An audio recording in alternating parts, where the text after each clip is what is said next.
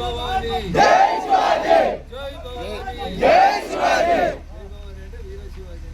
జై భవానీ వీర శివాజీ జై భవానీ వీర శివాజీ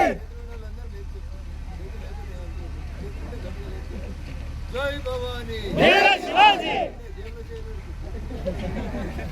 జై శివాజీ జై భవానీ వీర శివాజీ జై భవానీ వీర శివాజీ జై భవానీ వీర శివాజీ సాన్పల్లి గ్రామ పంచాయతీలో ఈరోజు ఛత్రపతి శివాజీ మహారాజ్ విగ్రహావిష్కరణ కార్యక్రమం సందర్భంగా గ్రామ సర్పంచ్ గారు గ్రామంలో ఉన్నటువంటి అన్ని వర్గాల ప్రజలు ముందుకొచ్చి చాలా కాలం నుంచి ఈ గ్రామానికి ఉన్నటువంటి మొదటి సమస్య నేషనల్ హైవే నుంచి గ్రామం వరకు వచ్చేటువంటి రోడ్డుని వెంటనే ఎన్ఆర్ఈజీఎస్ నిధులతోటి పూర్తి చేయాలని విజ్ఞప్తి చేసినారు. గ్రామ సర్పంచ్ గారు గ్రామ పెద్దలు అడిగినటువంటి దాన్ని మొదటి ప్రాధాన్యత క్రమంలో పూర్తి చేస్తామని చెప్పి ఈ సందర్భంగా తెలియజేస్తూ గత 10 ఏళ్లలో ఏ రోజు కూడా మెంబర్ ఆఫ్ పార్లమెంట్ ఎంపీ ఎవరు కూడా నాకు తెలిసి నాగసాన్పల్లికి ఒక్కసారి కూడా రాలేదు. కానీ నేను గెలిచిన